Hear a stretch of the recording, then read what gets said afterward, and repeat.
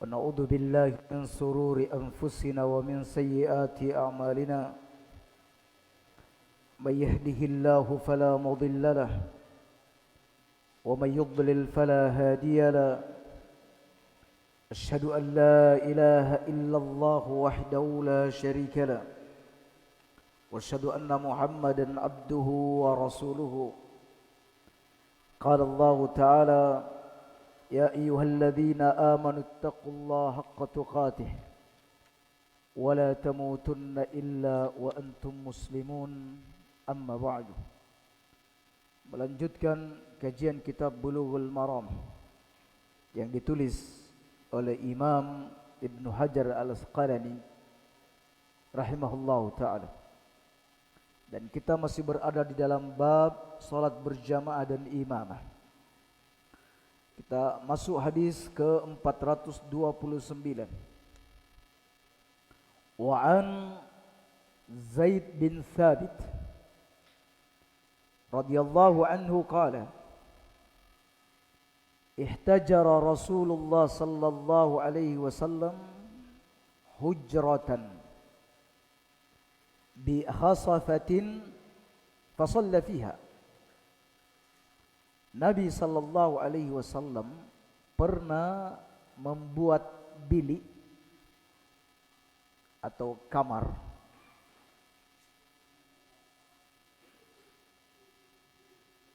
yang terbuat dari khasafah, dari tikar,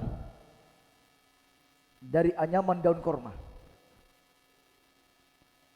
Fa shalla fiha, lalu Nabi sallallahu alaihi wasallam salat di bilik tersebut. Nabi salat di bilik atau di kamar tersebut.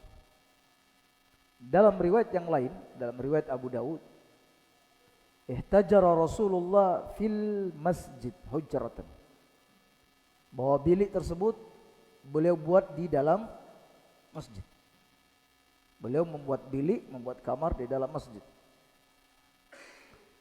Fatattaba'a ilaihi rijalun, lalu beberapa orang sahabat mencari-cari beliau, dan ternyata mereka mendapati Nabi ada di dalam bilik. Waja'u yusalluna bi salatihi, mereka pun datang dan salat mengikuti salat Nabi sallallahu alaihi wasallam. Hadis ini panjang, dan di penghujung hadis atau di antara isi hadis dari kelanjutan hadis ini, Nabi bersabda, afdalu salatil mar'i fi baitihi illal maktubah, seutama-utama salat seseorang itu dikerjakan di rumah kecuali salat wajib. Hadis yang baru saja kami bacakan ini hadis sahih riwayat Bukhari dan Muslim. Kaum muslimin, ada banyak faedah yang bisa kita ambil dari hadis ini. Yang pertama, bolehnya membuat sekat atau bilik di dalam masjid untuk keperluan ibadah, semisal untuk iktikaf atau untuk keperluan salat, untuk keperluan salat malam. Dan juga boleh membuat bilik untuk selain urusan ibadah, semisal merawat orang sakit di dalam masjid. Namun dengan syarat adanya bilik-bilik ini tidak mengganggu atau menyempitkan orang-orang yang salat di dalamnya. Dengan syarat seperti itu. Ya. Jika sampai membuat para jamaah terganggu dengan hal tersebut, maka hendaklah bilik-bilik itu tidak dipasang. Makanya kalau ada iktikaf, diletakkan di bagian belakang masjid. Baik. Kemudian kaum muslimin, dari hadis ini kita dapat mengambil faedah bolehnya atau sahnya bermakmum dengan imam yang berada di dalam sekat kamar. yang tidak terlihat oleh makmum. Ya, seperti yang kita dengar tadi, bahwa Nabi ada di dalam biliknya melakukan sholat malam, ya, dan sholat malam itu waktu itu adalah sholat tarawih. Ya, sholat tarawih, kita istilahkan sholat tarawih, itu dilakukan di bulan Ramadan. Lalu para sahabat mengikut di luar bilik, bermakmum di luar kamar. Baik. Jadi tidak mengapa makmum ikut berjamaah bersama imam dan makmum tidak melihat imam. Ini sama dengan misalnya imam berada di lantai atas sementara makmum ada di lantai bawah, atau sebaliknya imam ada di bawah, makmum ada di atas. Dengan syarat, ada syaratnya.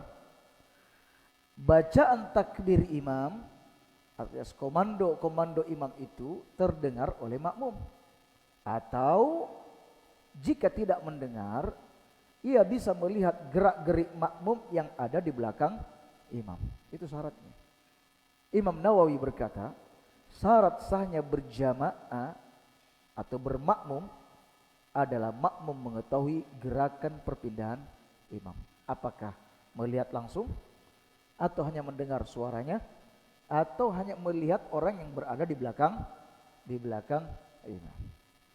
Nah, demikian kaum muslimin. Jadi sekalipun yang terdengar suaranya imam, maka sah berjamaah dengan imam tersebut. Jadi para akhwat, para ibu yang ada di belakang masjid ini, ya mungkin tidak melihat jamaah laki-laki yang ada di dalam masjid ini, tetapi karena masih berada di dalam satu masjid, juga mendengar suara imam, maka berjamaahnya dianggap sah. Baik. Kemudian kaum muslimin, salat sunnah yang tidak disyariatkan untuk berjamaah, misal salat sunnah rawatib, ya, qabliyah atau ba'diyah, itu lebih utama dilakukan di rumah.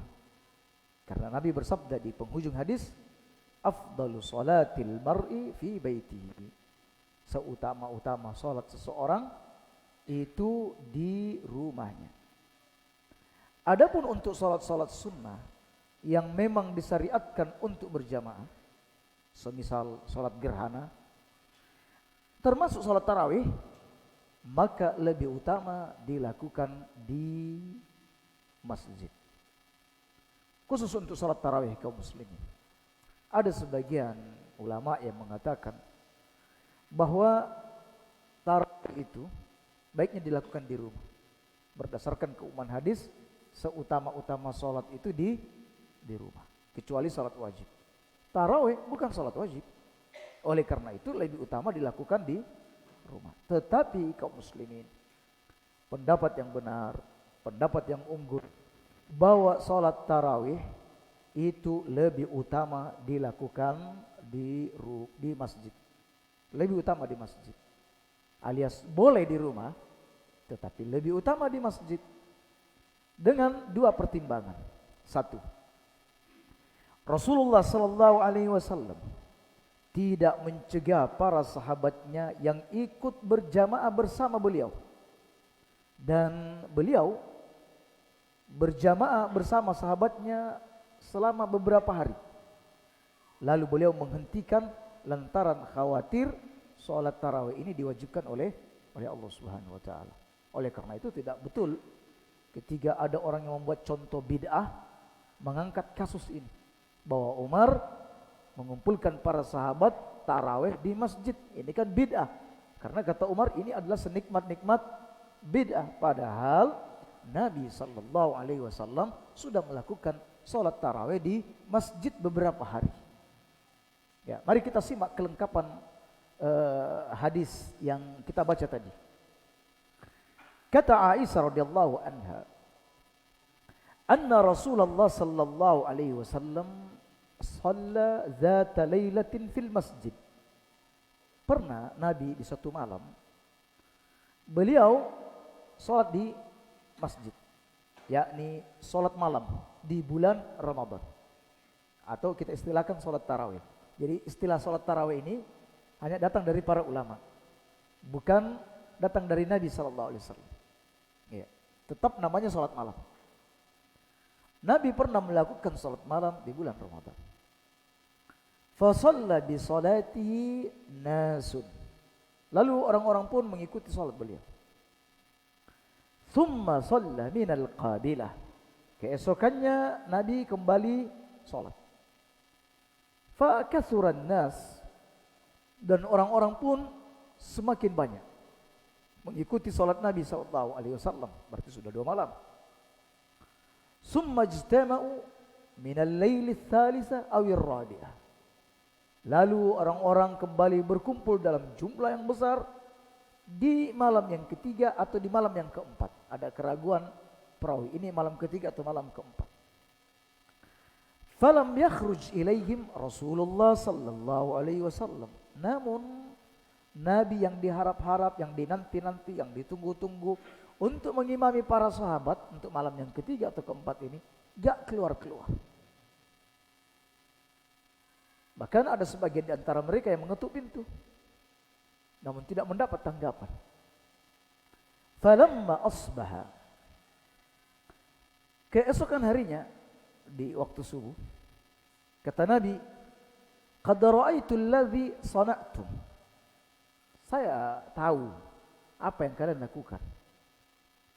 Walam yamna'ni minal khuruji ilaikum, dan tidak ada yang mencegah aku untuk keluar menemui kalian, illa anni khasyitu an tufrada alaikum, kecuali aku khawatir salat tarawih ini ya diwajibkan atas kalian.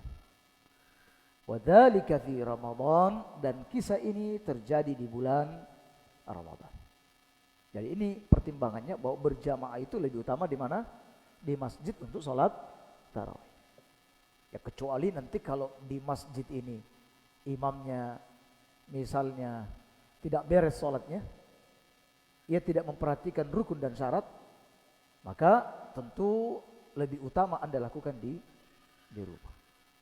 Baik. Atau mungkin Anda meyakini setiap 2 rakaat salam, sementara di masjid 4 salam, antum bisa tidak ikut bergabung dan kerjakan di rumah. Baik. Juga didasarkan pada asar Umar bin Khattab, di mana Umar bin Khattab sepeninggal Nabi, beliau kembali menghidupkan sunnah berjamaah tarawih. Beliau mengumpulkan para sahabat ya, di masjid dan mengangkat salah seorang di antara mereka menjadi imam, dan kebiasaan ini terus berlangsung semenjak di masa Umar hingga hari kita ini. Dan memang disunahkan untuk berjamaah di bulan Ramadan pada salat tarawih. Baik kaum muslimin. Lalu di luar Ramadan, qiyamul lail di luar Ramadan, salat tahajud di luar Ramadan, apakah juga dianjurkan untuk berjamaah? Jawabnya tidak. Untuk salat tahajud kaum muslimin, qiyamul lail yang di luar Ramadan, itu lebih utama dilakukan dengan sendiri-sendiri. Apa alasannya? Lantaran itu kebiasaan Nabi sallallahu alaihi wasallam dan juga kebiasaan para sahabatnya. Mereka, para sahabat, bahkan Nabi sendiri saat membangunkan keluarganya untuk sholat malam, mereka tidak mengajak mereka untuk berjamaah. Tidak ada di antara mereka yang mengajak mereka untuk sholat berjamaah. Nabi ketika sudah selesai sholat witir, dibangunkannya Aisyah untuk mengerjakan sholat malam. Ya. Baik. Begitu juga cerita Ibnu Abbas ketika ia sengaja nginap di rumah Nabi. Nabi bangun tengah malam dan tidak membangunkan istrinya atau membangunkan Ibnu Abbas. Beliau wudhu sendiri lalu beliau sholat sendiri. Lalu kemudian Ibnu Abbas bangun dan mengikuti sholat Nabi lalu berjamaah. Ini bagaimana? Kaum muslimin, betul bahwa di luar Ramadan Nabi pernah berjamaah. Pernah berjamaah bersama Ibnu Abbas dalam hadis yang sahih. Juga pernah berjamaah dengan Abdullah bin Mas'ud dalam hadis yang sahih. Juga pernah berjamaah dengan Hudzaifah dalam hadis yang sahih. Ya. Oleh karena itu kita katakan bahwa yang lebih utama lebih utama untuk sholat tahajud dilakukan sendiri-sendiri. Namun terkadang sesekali boleh berjamaah. Nah, itu kesimpulannya. Adapun mengundang masyarakat ya untuk datang ke masjid berjamaah bersama untuk salat tahajud dan lain sebagainya, maka kaum muslimin ini adalah hal-hal yang tidak perlu dilakukan. Kaum muslimin, salat sunnah lebih utama dilakukan di rumah. Faedahnya banyak. Kita sebut satu, lebih mendekati pada kekhusyuan. Yang kedua, lebih ikhlas, jauh dari riya, dan memenuhi ajakan dan arahan Nabi untuk sholat di rumah. Dan ada banyak kebaikan-kebaikan yang Allah sediakan di dalamnya berupa ketenangan dan pahala. Menjadi suri teladan bagi anak-anak dan istri, sekaligus sarana pendidikan untuk mereka, dan terbebasnya rumah dari keserupaan dengan kuburan. Ya, karena kata Nabi, jangan jadikan rumahmu seperti kuburan. Jadi itu keutamaan. Jadi kalau sanggup sebenarnya salat sunnah di rumah, lakukan salat sunnah. Tapi kita tidak mengatakan tidak boleh salat sunnah di masjid. Lebih utama di rumah. Ya, lebih utama di rumah. Hanya saja memang kaum muslimin banyak di antara kita kalau sudah sampai di rumah, sudah lupa. Sibuk dengan urusan dunia, sibuk dengan anak istri dan pekerjaan, akhirnya tidak sempat melakukan salat sunnah baik qabliyah ataupun ba'diyah. Kaum muslimin, hadis ini juga menunjukkan bahwa bolehnya menetapkan atau menghadirkan niat berjamaah meskipun dilakukan di tengah salat. Yakni boleh merubah niat dari tadinya salat sendirian menjadi niat imam. Ya. Dalam arti lain, keabsahan menjadi imam tidak disyaratkan harus diniatkan sebelum memulai sholat. Namun dapat diniatkan kapanpun saat berada di dalam sholat. Berdasarkan hadis Zaid tadi yang kita bahas, di mana Alaihi Wasallam pada asalnya sholat seorang diri, lalu kemudian diikuti oleh para sahabat. Jadi otomatis Nabi Sallallahu Alaihi Wasallam merubah niat menjadi imam untuk para sahabatnya, dan ini dianggap sebagai sholat berjamaah. Yang kedua, hadis Ibnu Abbas, ketika itu Nabi sholat malam seorang diri, lalu Ibnu Abbas ikut bersama Nabi Sallallahu Alaihi Wasallam. Jadi tidak mengapa menghadirkan niat menjadi imam saat apa? Saat kita berada di dalam sholat. Jadi tidak benar pendapat yang mengatakan bahwa berjamaah ini tidak sah karena tidak ada niat menjadi imam sebelum salam. Demikian. Kaum muslimin, di antara sunnah Nabi Sallallahu Alaihi Wasallam dan merupakan kaidah syariat adalah selalu mendahulukan maslahat yang terbesar apabila ada dua kemaslahatan yang saling berbenturan. Ya, ini perlu selalu dijadikan sebagai pegangan. Apabila ada dua maslahat sama baiknya dan saling berbenturan, maka prioritaskan yang paling besar maslahatnya. Ya. Jangan yang mengambil yang kecil maslahatnya, tapi yang paling besar maslahatnya. Pada kasus salat tarawih tadi, Nabi Sallallahu Alaihi Wasallam berjamaah bersama sahabatnya di bulan Ramadan, ini adalah maslahat. Ya, berjamaah bersama sahabatnya di bulan Ramadan ini maslahat. Ya. Tidak diwajibkannya sholat tarawih berjamaah bagi para sahabat itu juga maslahat. Ya, ngumpul bersama maslahat. Tidak diwajibkannya berjamaah tarawih juga baik dan bermaslahat. Namun di sini Nabi lebih memilih untuk mengedepankan maslahat tidak diwajibkannya sholat tarawih berjamaah atas umatnya daripada maslahat hanya sekedar berkumpul. Coba bayangkan kaum muslimin, seandainya ini diwajibkan, ya, seandainya sholat tarawih diwajibkan gimana? Oh, untuk sholat wajib aja, ya, sholat wajib saja berjamaah banyak orang yang tidak datang, apalagi jika ditambah dengan apa? Ditambah dengan wajibnya sholat tarawih berjamaah. Jadi Nabi kedepankan itu. Ya. Jadi prinsip-prinsip ini harus dipegang. Dan niscaya hal-hal seperti ini akan datang dalam kehidupan kita. Apakah terkait dengan maslahat anak istri, terkait dengan maslahat dakwah, terkait dengan maslahat kita misalnya dengan masyarakat, selalu ditimbang-timbang mana yang paling besar maslahatnya. Kemudian yang terakhir kaum muslimin, anjuran untuk mengklarifikasi, memberi penjelasan untuk perbuatan atau perkataan yang multitafsir. Saat Nabi tidak keluar mengimami para sahabatnya pada sholat tarawih di malam yang keempat atau di malam yang ketiga, keesokan harinya Nabi memberikan penjelasan kepada para sahabatnya bahwa saya tidak keluar di malam itu karena alasannya seperti ini dan seperti itu. Aku khawatir ini diwajibkan atas kalian, maka maafkan, saya tidak keluar. Nabi pernah mengantar pulang istrinya Sofia binti Huyai dari tempat iktikaf, mengantarnya pulang ke rumah. Ketemu dua sahabat di jalan. Dua sahabat ini berjalan dengan tergesa-gesa. Kata Nabi, ala rislikuma hadhi Sofia binti Huyai. Tetap di tempat. Ini istriku Sofia binti Huyai.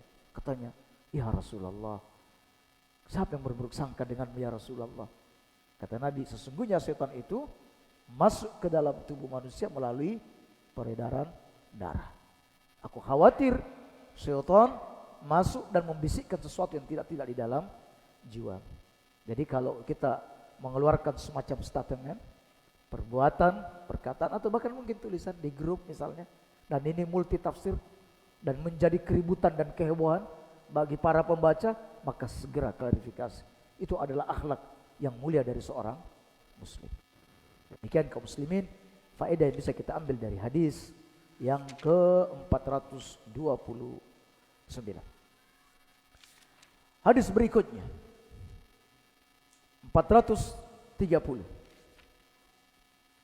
Wa an Jabirin radhiyallahu anhu qala, dari Jabir semoga Allah meridainya, ia berkata, shalla Mu'adzun bi ashabihi al-isha. Mu'adz bin Jabal pernah mengimami sahabat-sahabatnya salat isya. Fatawwala alaihim. Lalu Mu'adz bin Jabal memanjangkan bacaan salatnya. Faqala an-nabiy sallallahu alaihi wasallam. Nabi berkata kepada Mu'adz, aturidu an takuna ya Mu'adz fattanan? Wahai Mu'adz, apakah kamu ingin menjadi pendatang fitnah? Apakah engkau ingin menjadi sumber atau pendatang fitnah? Idza amamtan nas, kalau engkau mengimami orang-orang, faqra bisyamsi wa duhaha wa sabbih isma rabbikal a'la, atau membaca iqra bismi rabbikal ladzi khalaq, atau wal laili idza yaghsha. Itu yang sebaiknya kau baca. Hadis ini diriwayatkan oleh Bukhari dan Muslim, namun lafaznya milik Muslim. Kaum muslimin, ini hadis diringkas oleh pengarang. Namun ada kelengkapan hadis ini. Baik, mari kita sejenak melihat kelengkapan hadis ini. Dalam riwayat Muslim, shalla Mu'adz bin Jabal al-Ansari li ashabil isya. Mu'adz bin Jabal al-Ansari mengimami sahabat-sahabatnya pada salat isya. Wa tawwala alaihim, dan ia memanjangkan bacaannya.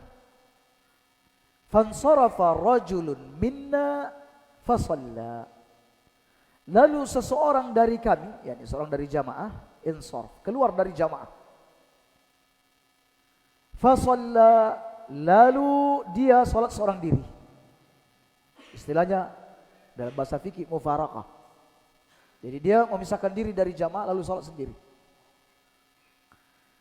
Fa ukhbira Mu'adzun anhu. Tentang apa yang diperbuat laki-laki tersebut dikabarkan kepada Mu'adz. Apa tanggapan Mu'adz? Innahu munafik.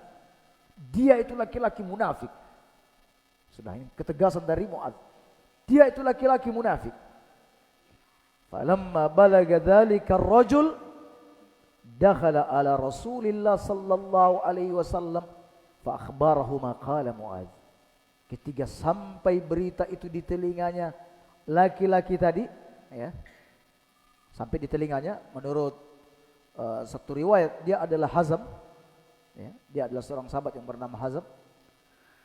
Ketika sampai berita itu bahwa Mu'adz mencap dia sebagai seorang munafik, maka ia segera menemui Nabi dan melaporkan Mu'adz bin Jabal atas apa yang ia ucapkan. Ya, jadi aku ini dituduh munafik ya Rasulullah, padahal aku ini bukan munafik. Faqala lahu Nabi sallallahu alaihi wasallam, lalu Nabi memberikan teguran keras kepada Mu'adz. Aturidu an takuna fattanan ya Mu'adz? Apakah engkau hendak menjadi fattan, tukang fitnah? Ya, penyebab fitnah itu wahai Mu'adz. Ya. Baik, ini satu riwayat. Dalam riwayat yang Bukhari lain lagi. Kata Jabir, kana yusalli ma'an Nabi sallallahu alaihi wasallam. Mu'adz pernah di suatu waktu salat Isya bersama Nabi. Itu pun dilakukan sudah dekat pertengahan malam. Fa summa ya'ti qaumahu. Lalu Mu'adz pulang dari masjid Nabi menuju ke kaumnya. Fa yusalla bihimus salata. Lalu Mu'adz ternyata ditunggu oleh kaumnya. Ya, para kaumnya menunggu Mu'adz. Lalu Mu'adz mengimami para sahabat-sahabatnya. Faqara bihimul Baqarah. Di awal rakaat Mu'adz membaca surat Al-Baqarah lengkap. Bayangkan sudah tengah malam ini baca Al-Baqarah. Ya. Fatajawwaza rajulun, lalu ada seseorang yang mempercepat, menyegerakan salatnya. Fasalla salatan khafifatan. Dia salat seorang diri dengan rakaat yang ringan. Ya. Fabalaga dzalika Mu'adz. Lalu berita itu terdengar di telinga Mu'adz. Faqala innahu rajulun atau innahu munafiq. Dia itu munafik. Fabalaga dzalika ar-rajul. Berita itu sampai juga di telinga laki-laki tadi. Fa'atan Nabiy sallallahu alaihi wasallam, ya Rasulullah.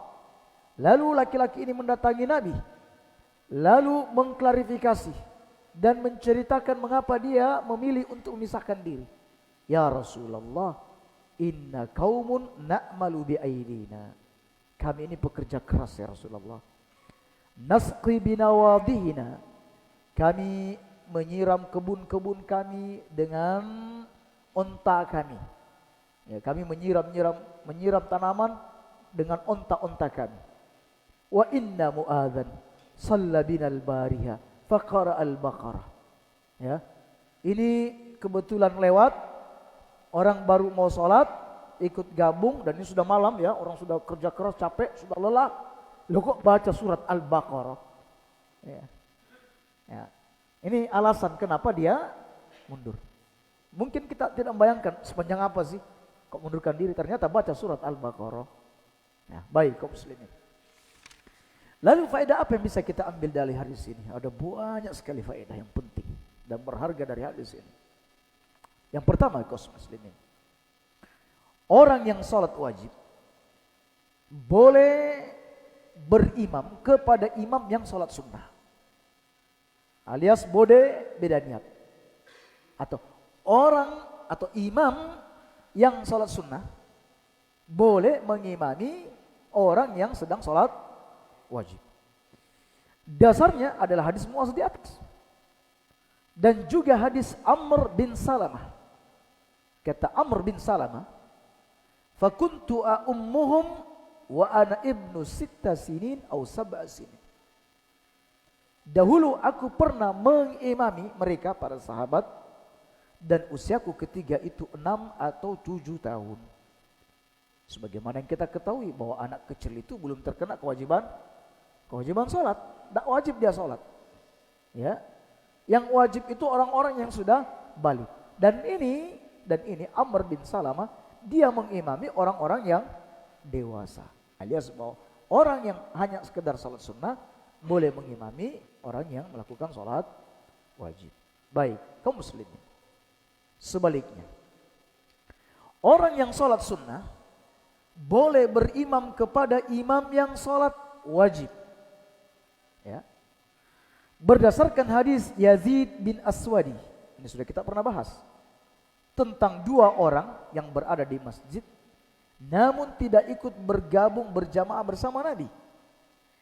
Karena keduanya sudah melaksanakan sholat di tenda mereka. Lalu Nabi menegur, tidak boleh seperti itu. Apabila kalian mendapati jamaah, ikut bergabung. Karena yang itu adalah sunnah bagimu. Nah, berarti orang yang sholat sunnah boleh berimam kepada imam yang sholat wajib. Kaum muslimin, lalu bagaimana dengan makmum yang sholat wajib berjamaah dengan imam yang sholat wajib namun beda sholat? Beda sholat. Misal saya sebagai seorang musafir datang atau singgah di masjid yang tengah melaksanakan sholat isya. Ya. Pertanyaannya, bolehkah saya bergabung? Tentu boleh. Ketika saya sholat, apakah saya sholat isya atau sholat maghrib? Ya sholat maghrib kalau Anda belum sholat maghrib. Gak ada sejarahnya sholat isya setelah itu maghrib dulu, maghrib belakangan. Harus berurutan. Maghrib. Apakah ini boleh? Boleh. Apa dalilnya? Gak ada dalilnya. Hanya mengkiaskan, menganalogi dengan apa? Dengan hadis yang sebelumnya yang kita bahas. Bahwa kesimpulannya antara imam dan makmum boleh beda niat. Kalau sunnah wajib saja boleh, sunnah boleh mengikuti wajib boleh mengikuti sunnah, apalagi wajib dengan wajib. Dengan demikian kita katakan bahwa hal ini diperbolehkan insya Allah. Demikian pendapat mazhab Asy-Syafi'i dan pendapat yang diunggulkan oleh Ibnu Taimiyah rahimahullahu ta'ala. Baik, ini faedah yang pertama. Faedah yang kedua, diperbolehkan memisahkan diri dari imam atau mufaraqah apabila ada uzur. Ingat, apabila ada uzur. Di antara uzur tersebut, 1, imam memanjangkan bacaannya melebihi kadar sunnah. Ingat ya, melebihi kadar sunnah, bukan sesuai dengan selera hawa nafsu kita. Wah, ini imam kok baca amma yatasaalun, ya, gak setuju. Akhirnya dia memisahkan diri. Ya, amma yatasaalun masih ringan, masih ada di dalam batas sunnah.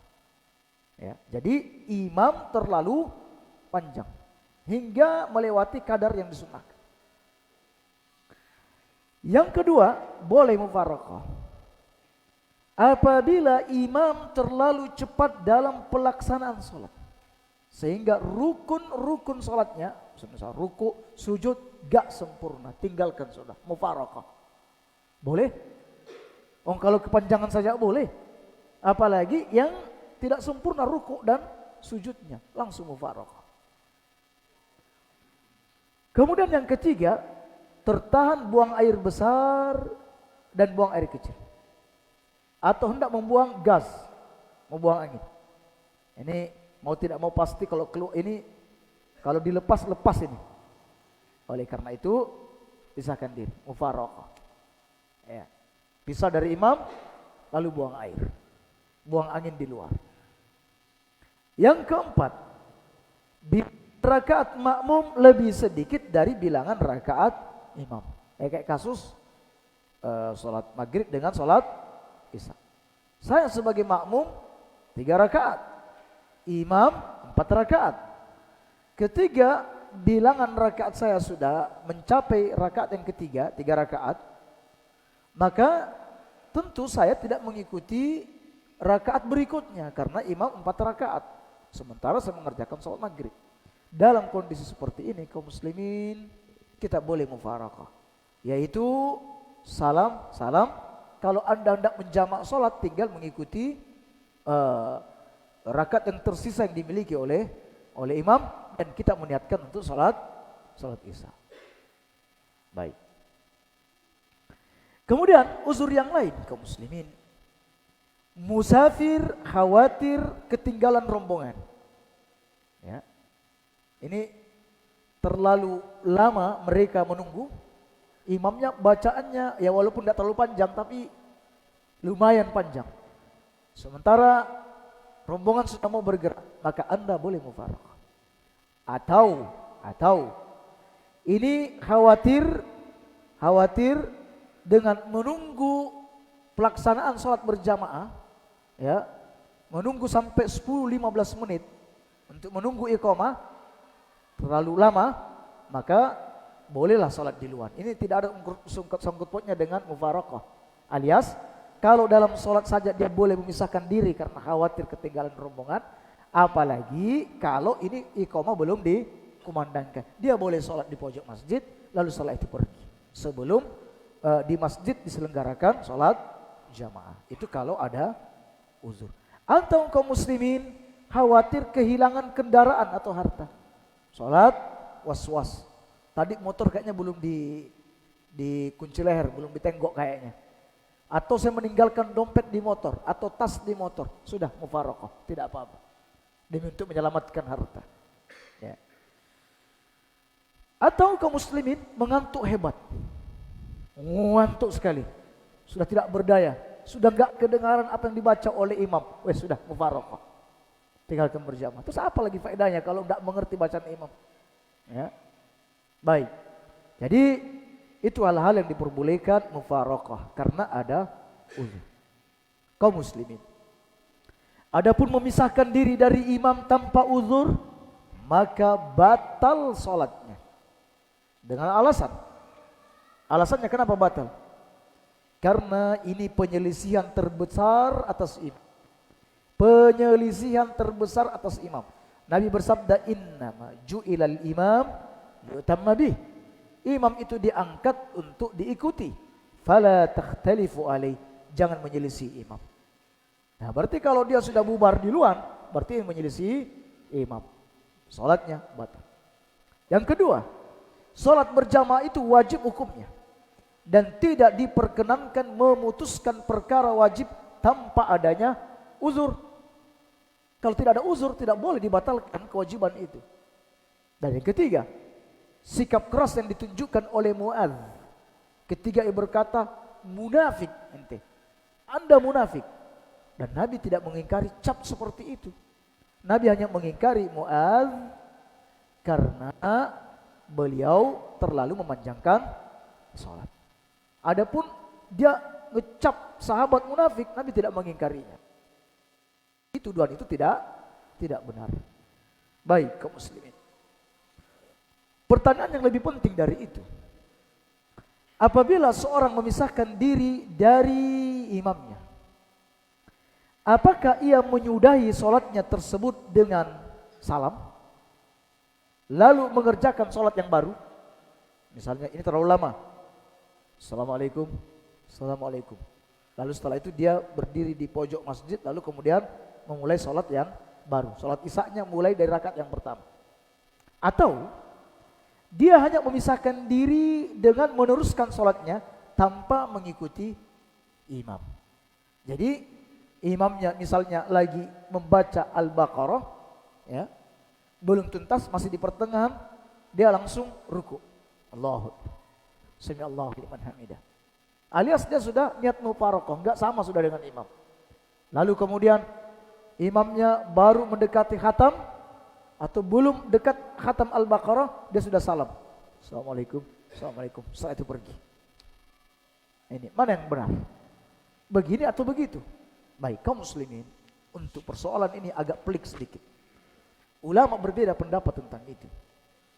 Sebagian ulama mengatakan bahwa dia mesti meneruskan sholatnya tanpa memutuskan.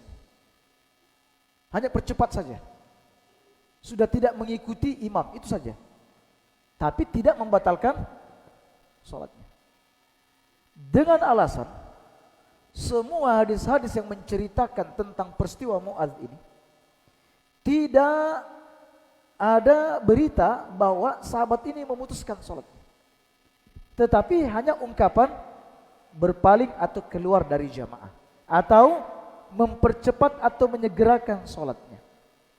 Riwayat-riwayatnya cuma itu. Tetapi kaum muslimin, nanti ada riwayat Muslim yang menyebutkan lafaz, ya ini yang menjadi perbedaan. Dalam riwayat Muslim ada menyebutkan lafaz seperti ini. Fanharafa, lalu laki-laki itu memisahkan diri. Fasallam, lalu salam. Summa shalla wahdahu wansarafa, lalu dia salat seorang diri lalu pergi meninggalkan masjid. Hadis ini riwayat Muslim.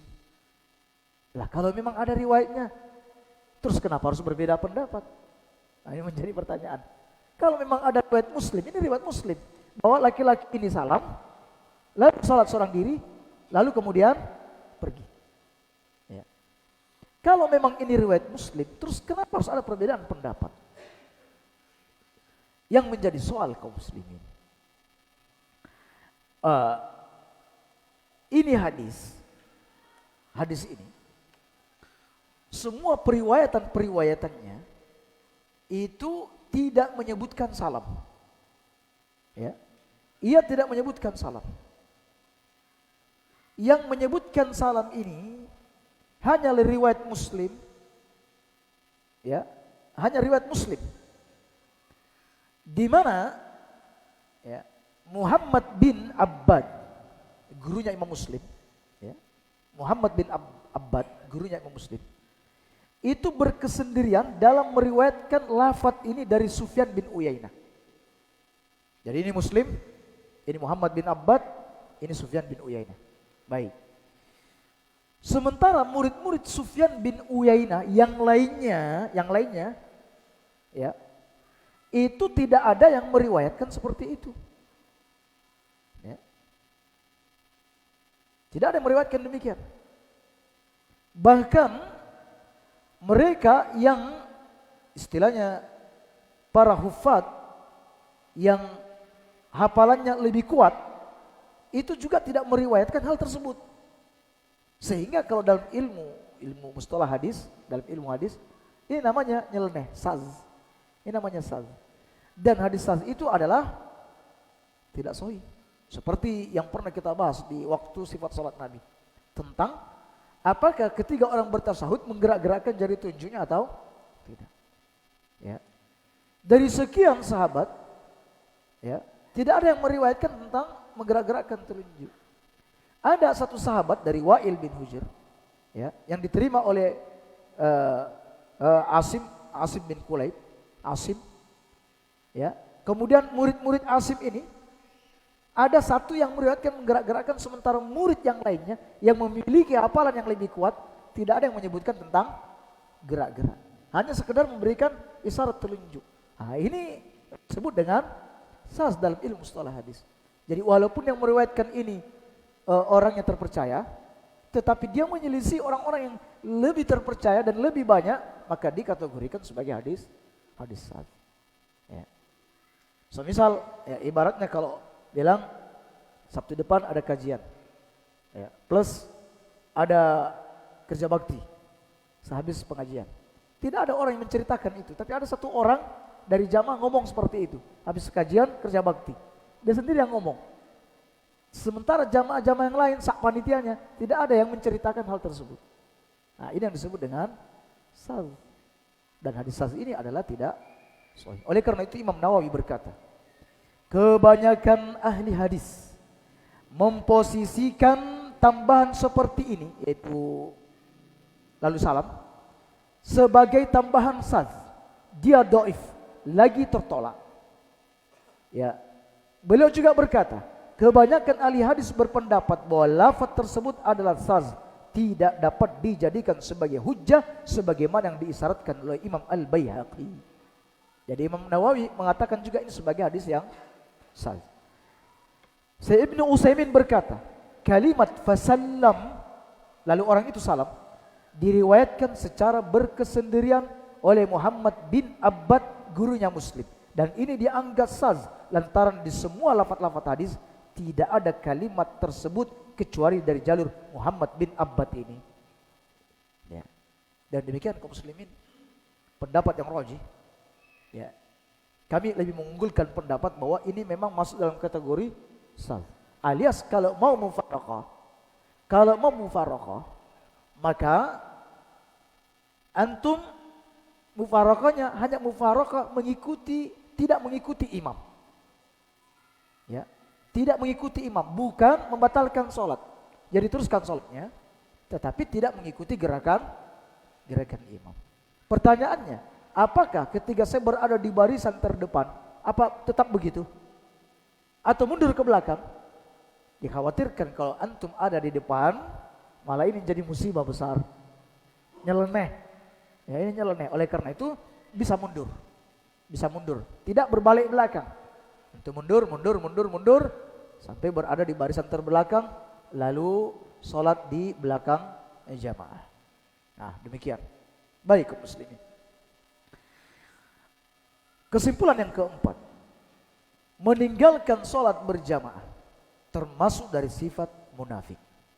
Dengan alasan Nabi tidak mengingkari ucapan Muadz bin Jabal ketika ia menyematkan kata munafik kepada sahabat yang mufaraqah dari jamaah. Nabi tidak mengingkari itu. Namun Nabi hanya mengingkari perbuatan Muadz yang memanjangkan bacaan sholat yang tidak semestinya dilakukan saat sholat berjamaah. Sekaligus menunjukkan bahwa berjamaah itu wajib hukumnya.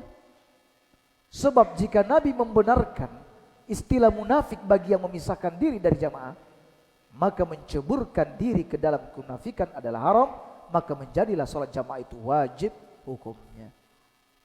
Baik. Kemudian kaum muslimin, faedah berikutnya, anjuran untuk meringankan sholat dengan memperhatikan kondisi para makmum.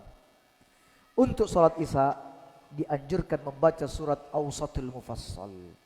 Surat-surat Awsatul Mufassal itu adalah dari surat Amma Yatasa'alun hingga surat Ad-Duha. Antara itu sudah. Itu anjuran untuk bacaan surat pada sholat isya. Antara surat Amma Yatasa'alun hingga surat Ad-Duha. Dan alhamdulillah ini sudah kita bahas di pembahasan yang terdahulu. Kemudian yang keenam kaum muslimin, fitnah itu bisa juga terjadi dari amal-amal yang baik. Bila hal itu dilakukan di luar batasnya. Apabila menggelisahkan orang lain dalam beribadah dan memberatkan jiwa mereka, itu termasuk fitnah. Muadz bin Jabal melakukan yang baik. Baca Al-Baqarah, baik. Ya, ini baik. Tetapi karena lewat batas, menggelisahkan orang lain, juga memberatkan jiwa orang lain, maka Nabi pun ini mengkategorikan sebagai apa? Fitnah. Ya. Jadi selalu dilihat kaum muslim kita dalam bersikap, jangan menimbulkan fitnah. Ya. Jadi ada hal-hal yang semestinya bisa kita tunda untuk tidak kita lakukan, maka tunda dulu. Jangan nekat, balighu anni walau ayat, pokoknya sampaikan satu ayat, apapun terjadi, mari. Ya, tidak begitu caranya.